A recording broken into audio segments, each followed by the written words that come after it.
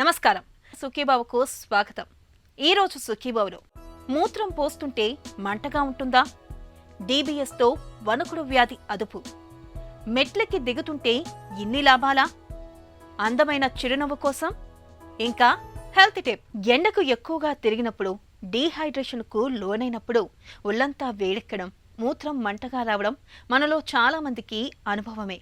అయితే సీజన్లతో నిమిత్తం లేకుండా మనలో చాలా మందికి తరచుగా మూత్రంలో మంట అనేది బాధిస్తూ ఉంటుంది. మూత్రానికి వెళ్లిన ప్రతిసారి చురుక్కుమనే మంట వేధిస్తూ ఉంటుంది. ఈ రకమైన సమస్యను డాక్టర్లు సిస్టైటిస్గా పిలుస్తారు. మూత్రంలో మంటను తెచ్చిపెట్టే సిస్టైటిస్ సమస్యకు కారణాలు, పరిష్కార మార్గాల గురించి ఇప్పుడు తెలుసుకుందాం. మూత్రంలో మంట మనల్ని బాగా చికాకు పెట్టేస్తుంది. టాయిలెట్కి వెళ్ళినప్పుడల్లా తీవ్రమైన మంట, నొప్పి వేధిస్తాయి. మాటిమాటికి మూత్రానికి వెళ్లాల్సి వస్తుంటుంది. మూత్రం సాఫీగా రాదు. పొత్తి కడుపులో చెప్పలేని బాధగా ఉంటుంది. మనల్ని తీవ్రమైన అసౌకర్యానికి గురిచేస్తూ నిత్య జీవితాన్ని దుర్భరంగా మార్చేసే మూత్రంలో మంటకు మూలం మూత్రనాళాల్లో చేరిన సూక్ష్మక్రిములు. అవి తెచ్చిపెట్టే ఇన్ఫెక్షన్లే కారణం. వైద్య పరిభాషలో సిస్టైటిస్గా పిలిచే మూత్రంలో మంటకు చాలా వరకు బ్యాక్టీరియానే కారణంగా ఉంటుంది. పురుషులతో పోలిస్తే ఈ మూత్రనాళ ఇన్ఫెక్షన్లు స్త్రీలలో చాలా ఎక్కువని చెబుతారు డాక్టర్లు. తగినంత నీరు తాగకపోవటం వల్ల ఒంట్లో నీరు బాగా తగ్గి మూత్రనాళ ఇన్ఫెక్షన్ల బెడద పెరుగుతుంటుంది.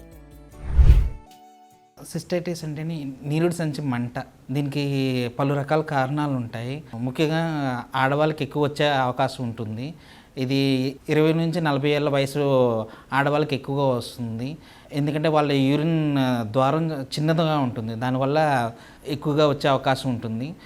మొదటిది ఇన్ఫెక్షన్ మొదటి కారణం. రెండో కారణం యూరిన్లో రాయి కానీ, లేకపోతే మూడో కారణం యూరిన్ సంచిలో క్యాన్సర్ ఉన్నా కానీ ఇట్లా సిస్టైటిస్ కింద వస్తుంది. నీరుడు మంట, పొత్తి కడుపులో నొప్పి, యూరిన్లో రక్తం, ఇలా పలు రకాలుగా సూచనలు ఉంటాయి. సిస్టైటిస్ని సీరియస్గా ఎప్పుడు తీసుకోవాలంటే మనకి చలి, జ్వరం ఎక్కువగా వస్తున్నా, మా యాంటీబయాటిక్ వేసుకున్నా తగ్గకపోయినా, లేదన్నా యూరిన్లో చీము వస్తున్నా, యూరిన్లో రక్తం వస్తున్నా సీరియస్గా తీసుకోవాలి.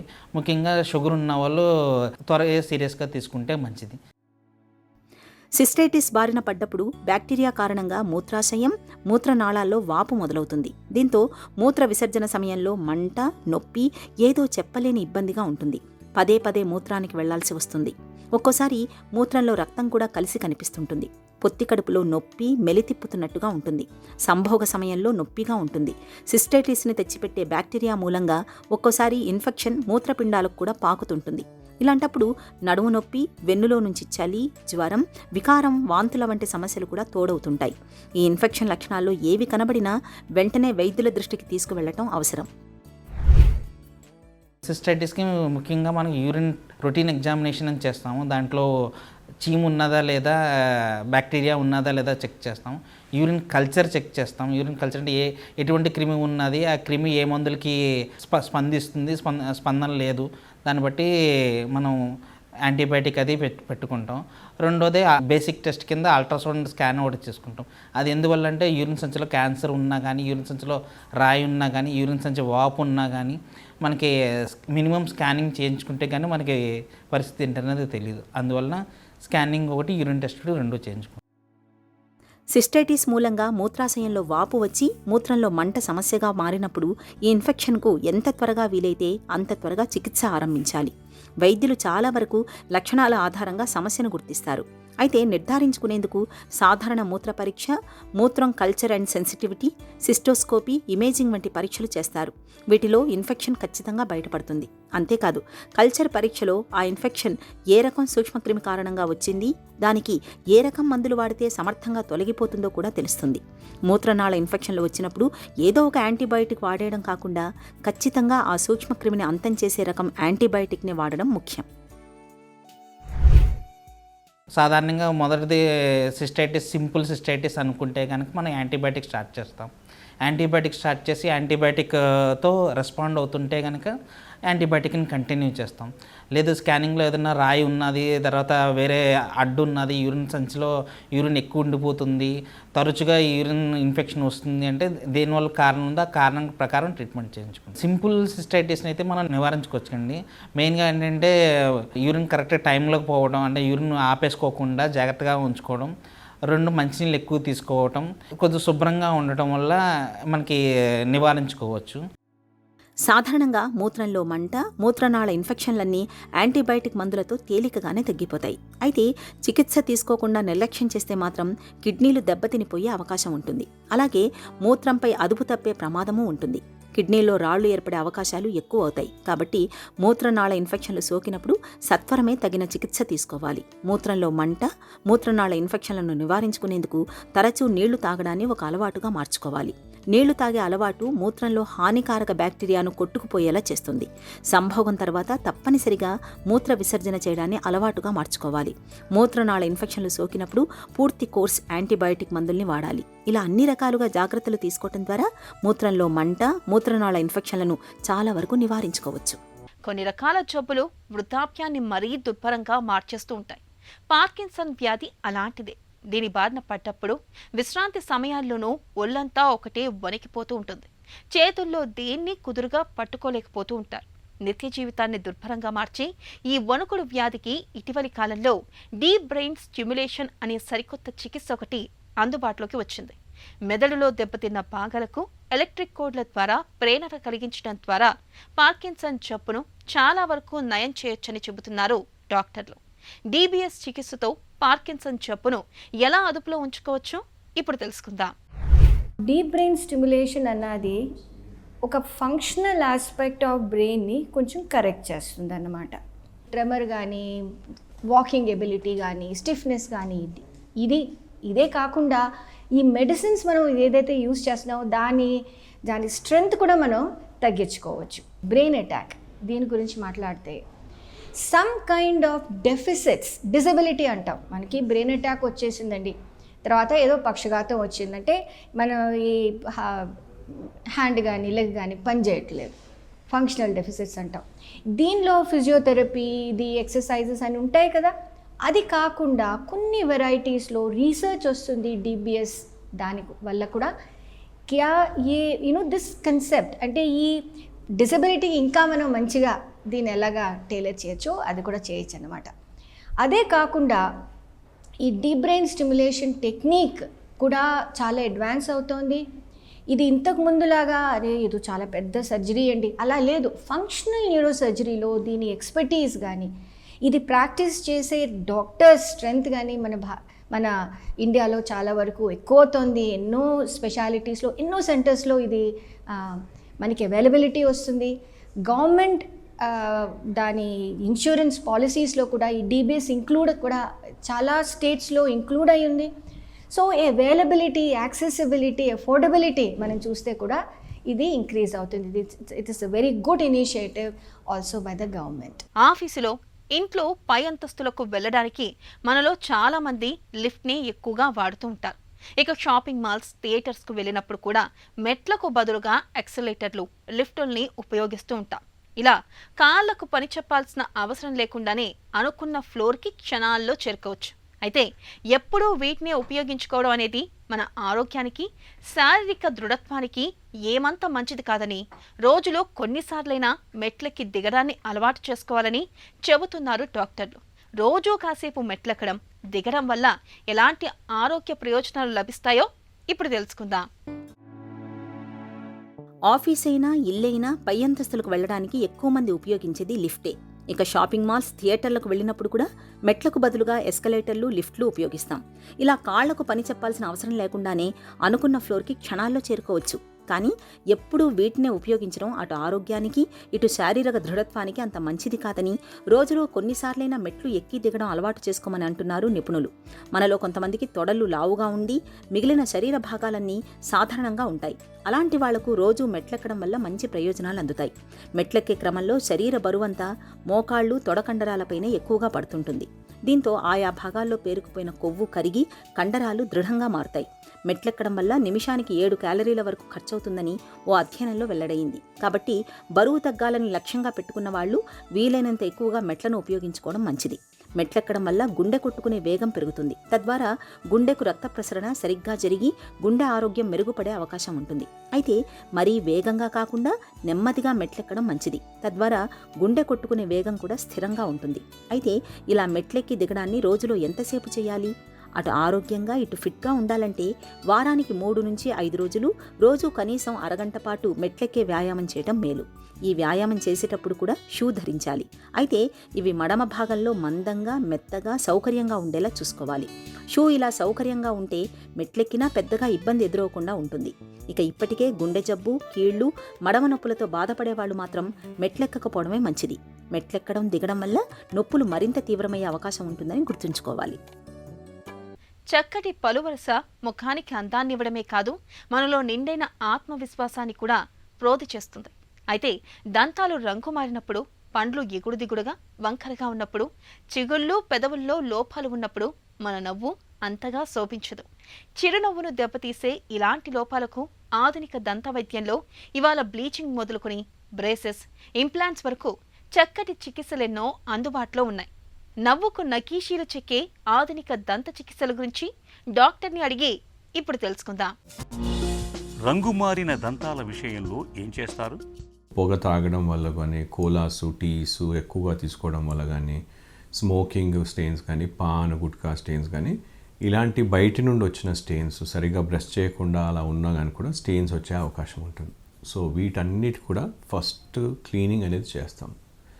దాని తర్వాత క్లీనింగ్ తర్వాత ఆ పళ్ళకన్నిటికి కూడా వాటికి మనం అవసరమైతే బ్లీచింగ్ అని కూడా చేస్తాం, అంటే టూత్ వైట్నింగ్. ఈ మధ్యలో మనకి laser tooth whitening, advanced Zoom tooth whitening అనేటి టెక్నాలజీస్ వచ్చాయి. వీటితో ఏంటంటే 2-3 సిట్టింగ్స్లో మనకు వచ్చే ఫలితాలు కూడా ఒకే సిట్టింగ్లో మనకు కనిపిస్తుంది. రెండోది ఇంట్రెన్సిక్ స్టెయిన్స్, అంటే పళ్ళు రావటమే పచ్చగా బూడిద రంగులో కానీ ఇలా రావటం అనేది కనిపిస్తుంది. సో ఇలాంటి వాళ్ళకి మనము వినియర్స్ లేదంటే laminate veneers, so front surface నుండి ఆ భాగాన్ని మనం తొలగించేసి ఆ చోట్లో మనము డైరెక్ట్ వినియర్స్ బాండింగ్ ద్వారా కానీ, లేదంటే ఇండైరెక్ట్ వినియర్స్ అంటే ల్యాబ్లో తయారు చేసిన ఇండైరెక్ట్ వినియర్స్ పెట్టేసి మనం చికిత్స చేయడానికి వీలుంటుంది. ఇంకొన్ని అడ్వాన్స్ కేసెస్లో బాగా పిట్టింగ్ ఉంది, అంటే మనకి చూడడానికి ఇబ్బందే కాకుండా మనకి లోపల వైపు బయట వైపు కూడా మనకి దీనివల్ల చిగురు ఇన్ఫెక్షన్ అలాంటివి వస్తున్నాయంటే వాటికి మనం క్యాప్స్ వేసేసి చికిత్స చేయడానికి వీలుంటుంది. దంతాలు విరిగినప్పుడు వాటిని ఎలా సరి చేస్తారు? ప్రమాదాల్లో దంతాలు విరిగినప్పుడు మనకి దంత భాగం ఎంతవరకు విరిగింది అనేది చాలా ఇంపార్టెంట్. మనం విరిగిన భాగం మనకు తీసుకొచ్చినట్టయితే ఆ విరిగిన భాగాన్ని కరెక్ట్గా ఒకే పీస్లో ఉన్నట్టయితే ఆ విరిగిన భాగాన్ని మనం మళ్ళీ రీఅటాచ్ చేసి చికిత్స చేయడానికి కూడా వీలుంటుంది. రెండోది, ఒకవేళ విరిగిన ముక్క మనకు దొరకలేదు, లేదంటే అది 2-3 ముక్కలు అయ్యింది అనుకోండి, అలాంటప్పుడు ఈ ఎనామిల్లో ఉన్నట్టయితే వాటిని మనం బాండింగ్ అనే టెక్నిక్ వాడుతూ మనం చికిత్స చేయడానికి వీలుంటుంది. So exact tooth colour filling material వాడుతూ మనం ఎగ్జాక్ట్గా పక్క పనుకు ఎలా కావాలంటే అలా మ్యాచ్ చేసుకుంటూ ఈ కాంపోజిట్ ఫిల్లింగ్తో చికిత్స చేస్తాం.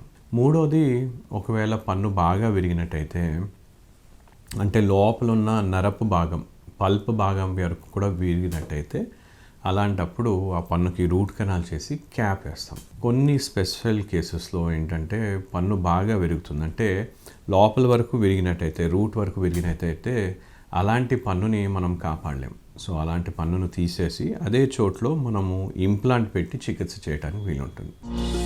ఫ్లోరోసిస్తో దెబ్బతిన్న దంతాల్ని ఎలా బాగు చేస్తారు? మనకి ఈ ఫ్లోరిన్ కంటెంట్ ఎక్కువగా ఉండడం వల్ల ఫ్లోరోసిస్ అనేది కనిపిస్తూ ఉంటుంది. అలాంటి వాళ్ళకి వినియర్స్తో చేస్తాం. సో మనకి కామన్గా ఏంటంటే ఒకే సిట్టింగ్లో చేసేది ఆ ఫ్లోరోసిస్ స్టెయిన్ ఓన్లీ పై సర్ఫేస్ మనం తీసేసి ఆ చోట్లో డైరెక్ట్ బాండింగ్ వినియర్, అంటే ఒక టూత్ కలర్డ్ ఫిల్లింగ్ మెటీరియల్తో బాండ్ చేస్తూ, బాండింగ్ అనే టెక్నిక్ వాడుతూ విజిబుల్ లైట్ క్యూర్ టెక్నిక్ ద్వారా క్యూర్ చేసి మనం వాటిని నార్మల్ రంగుకు తీసుకొచ్చే అవకాశం ఉంటుంది. బాగా పిట్టింగ్ ఉన్న కేసెస్లో, ఎక్కడ లోపల వరకు పిట్టింగ్ ఉన్నట్టయితే ఆ కేసెస్లో మనం వీటికి ఈ క్రౌన్స్ అని వాడి కూడా మనం చికిత్స చేస్తుంటాం. ఎత్తుపళ్ళు, వంకర దంతాల్ని ఎలా సరిచేస్తారు? ఎత్తుపళ్ళు కానీ, వంకర పళ్ళు కానీ, లేదంటే పళ్ళ మధ్య సందులు ఉన్నా కానీ కూడా వీటికి సాధారణంగా మనం క్లిప్స్ లేదంటే బ్రేసెస్ వేసి చికిత్స చేస్తాం. సో ఈ క్లిప్స్, బ్రేసెస్లో ఏంటంటే వారి యొక్క ఓన్ పళ్ళని మనం దగ్గరికి తీసుకురావడం, అంటే గ్యాప్స్ ఉంటే దగ్గర తీసుకురావడం కానీ, సరిగ్గా అలైన్మెంట్లోకి తీసుకురావడం కానీ మనం చేయడానికి వీలుంటుంది. ఎత్తుపళ్ళు ఉన్నా కూడా ఎత్తుపళ్ళని వెనక్కి తీసుకెళ్ళడానికి ఈ క్లిప్స్, బ్రేసెస్తో చేస్తాం. సో ఈ క్లిప్స్ బ్రేసెస్లో ఏంటంటే చాలామందికి ఈ క్లిప్స్ కనిపించడం వల్ల చికిత్స ఆల్మోస్ట్ 6 నెలల నుండి సంవత్సరం వరకు ఉంటుంది కాబట్టి వాళ్ళు ఇబ్బంది పడుతుంటారు. సో ఈ మధ్యకాలంలో మనకి ఇన్విజిబుల్ బ్రేసెస్ అని మనకు అందుబాటులోకి వచ్చాయి. ఇన్విజిబుల్ బ్రేసెస్ అంటే ఈ అలైనర్స్ అని ట్రాన్స్పరెంట్ రేస్, వీటితో మనం వేసినట్టయితే మనకి ఫైనల్గా ఎలా కావాలనేది మనకు అసలు కనిపించకుండా ఈ ఇన్విజిబుల్ బ్రేసెస్ ద్వారా మనం చికిత్స చేయడానికి వీలుంటుంది. టీత్ షేపే అలా చిన్నగా వంకరగా లేదంటే చిన్న చిన్న ముక్కలు విరిగిపోయి ఉంటాయి. అలాంటప్పుడు వీటికి వినియర్స్ ద్వారా కూడా స్మైల్ డిజైనింగ్ చేస్తూ చికిత్స చేయడానికి వీలుంటుంది. స్మైల్ డిజైనింగ్ అంటే ఏంటి? ఇందులో ఏం చేస్తారు? స్మైల్ డిజైనింగ్ అంటే మా చిరునవ్వు చూడడానికి బాగానే ఉంది, కానీ చిన్న చిన్న డిఫెక్ట్స్ ఉన్నాయి. పళ్ళ మధ్య సందులు ఉన్నాయి, లేదంటే పళ్ళు రంగుమారు ఉన్నాయి, లేదంటే నవ్వినప్పుడు చిగుళ్ళు ఎక్కువగా కనిపిస్తున్నాయి.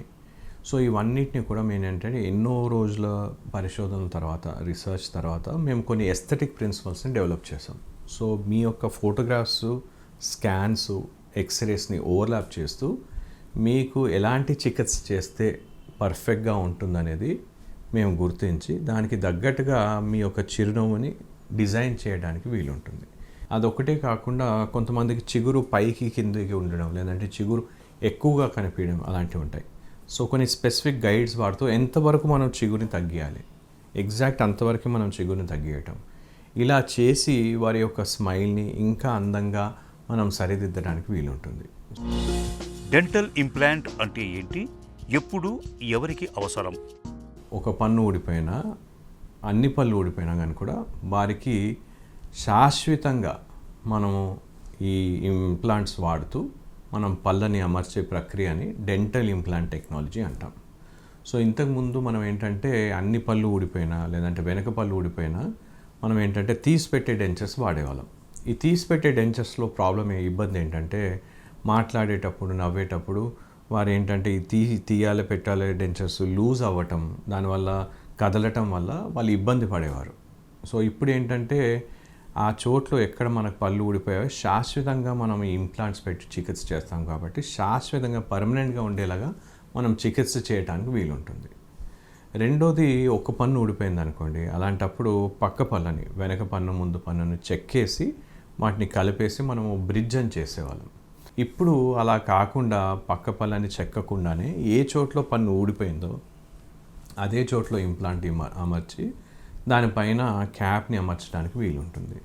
దీన్నే డెంటల్ ఇంప్లాంట్ టెక్నాలజీ అంటాం.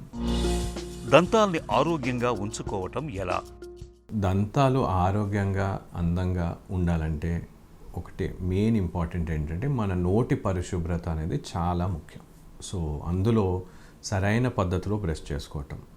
సో సరైన పద్ధతిలో అంటే చాలామంది హారిజాంటల్ బ్రషింగ్ చేస్తుంటారు. అలా కాకుండా పైనుండి కిందికి గుండ్రంగా చిగుర్లు పళ్ళు మసాజ్ అయ్యే విధానంగా మనం బ్రష్ చేసుకోవాలి. రెండోది, నైట్ టైం బ్రషింగ్ అనేది చాలా ముఖ్యం. సో నైట్ టైం అంటే పడుకునే ముందు, ఎందుకంటే తినే ఆహారం అన్నీ కూడా పళ్ళలో ఇరికేసి ఈ నైట్ టైము మనకి ఇబ్బంది పెడతాయి. అంటే ఈ తినే ఆహారం పళ్ళు అలాగే నిలువుగా ఉన్నట్టయితే అవి కుళ్ళి కొన్ని రసాయనాలు ఉత్పత్తి చేస్తాయి. ఈ రసాయనాలు మన దంతాల్ని, చిగుళ్ళని దెబ్బతీస్తాయి. అందుకని నైట్ టైం బ్రషింగ్ అనేది చాలా ముఖ్యం. మూడోది, మనం బ్రషింగ్తో పాటు పళ్ళ మధ్య ఇరుక్కున్న ఆహార పదార్థాలని డెంటల్ ఫ్లాస్ వాడుతూ క్లీన్ చేసుకోవాలి. బ్రషింగ్తో ఓన్లీ 70% టీత్ సర్ఫేస్ని మనం క్లీన్ చేసుకోవచ్చు. మిగతా 30% మనం ఈ ఫ్లాస్ ద్వారా క్లీన్ చేసుకోవాలి. నాలుగోది ఏంటంటే తిన్నప్పుడల్లా నోట్తో పుక్కులు ఇచ్చేసి బాగా క్లీన్గా శుభ్రపరచుకోవటం. ఇంకోటి ఏంటంటే మన తినే ఆహారం చాలా ముఖ్యం. సో తినే ఆహారం రా ఫ్రూట్స్, వెజిటేబుల్స్ అలా ఎక్కువగా తీసుకున్నట్టయితే సెల్ఫ్ క్లెన్జింగ్ ఉంటూ అవి చిగుళ్ళని మసాజ్ చేస్తూ పళ్ళని క్లీన్ చేస్తాయి. 90% మన దగ్గర తినే వాళ్ళం ఏంటంటే ప్రాసెస్డ్ ఫుడ్ ఎక్కువగా తీసుకుంటాం. ప్రాసెస్డ్ ఫుడ్ అంటే bakery items, breads, even rice. So ఆ కార్బోహైడ్రేట్స్ ప్రాసెస్డ్ అనమాట, బాగా రిఫైన్ అయ్యి వచ్చిన ప్రాసెస్డ్ ఫుడ్స్, షుగరీ ఫుడ్స్ ఎక్కువగా తీసుకుంటాం. దీనివల్ల అవి తొందరగా కుళ్ళే అవకాశం ఉంటుంది, నోట్లో నిలువుగా అలాగే ఉంటాయి. సో ఇలాంటివి. రెండోది, మనకి ఫుడ్స్తో పాటు చెడు అలవాట్లు అంటే స్మోకింగ్, పొగ తాగటమే కానీ, నోట్తో ఈ టొబాకో చూయింగే కానీ, ఆల్కహాల్ కన్జంప్షనే కానీ, లేదంటే కోలాసు ఇవన్నీ కూడా ఎక్కువగా తీసుకోవడం వల్ల కూడా మన టీత్ డ్యామేజ్ అయ్యే అవకాశం ఎక్కువగా ఉంటుంది. So last but not the least, ప్రతి 6 నెలలకి ఒకసారి దంత వైద్యం దగ్గర సంప్రదించినట్టయితే ఏమన్నా డిఫెక్ట్స్ ఏమైనా ఉన్నట్టయితే మొదటి దశలోనే వాటిని గుర్తించి వాటికి చికిత్స చేయడానికి వీలుంటుంది. అంటే నల్లటి మచ్చ బ్రష్ చేసినా పోకుండా అలాగే నిలువుగా ఉన్నట్టయితే ఆ నల్లటి మచ్చని మనము ఈ ఫిల్లింగ్ చేసేసి చికిత్స చేస్తాం. రెండోది, అలాగే ఈ నల్లటి మచ్చతో పాటు ఒకవేళ చిగుళ్ళ ఇన్ఫెక్షన్ ఉంది, చిగుళ్ళలో వాపు ఉంది, చిగుళ్ళ నుండి రక్తం కారుతుంది, అయితే సింపుల్ క్లీనింగ్ ద్వారా ఈ గారం తొలగించి క్లీన్ చేసి ఆరోగ్యంగా ఉండేలాగా మెయింటైన్ చేయొచ్చు. పలు వరుసను సరిచేసేందుకు, రంగు మారిన దంతాలకు తిరిగి తెలుపుదనాన్ని తీసుకొచ్చేందుకు దంత వైద్యంలో ఇవాళ బ్లీచింగ్ మొదలుకొని బ్రేసెస్ వరకు చక్కటి చికిత్సలెన్నో అందుబాటులో ఉన్నాయి. వీటి సాయంతో చక్కటి చిరునవ్వును మనం ఎంచక్కా సొంతం చేసుకోవచ్చు. ఇక ఈ రోజు కార్యక్రమాన్ని ముగించే ముందు ఒక చిన్న చిట్కా మీకోసం. మన రోజువారీ ఆహారంలో కనీసం 1 కప్పు ఆకుకూరలు ఉండేలా చూసుకోండి. ఇలా చేయడం వల్ల మన శరీరానికి తగినంత ఇనుము లభిస్తుంది. నీరసం, నిస్సత్తువ, రక్తహీనత, జుట్టు రాలడం వంటి సమస్యల తాకిడి బాగా తగ్గుతుంది.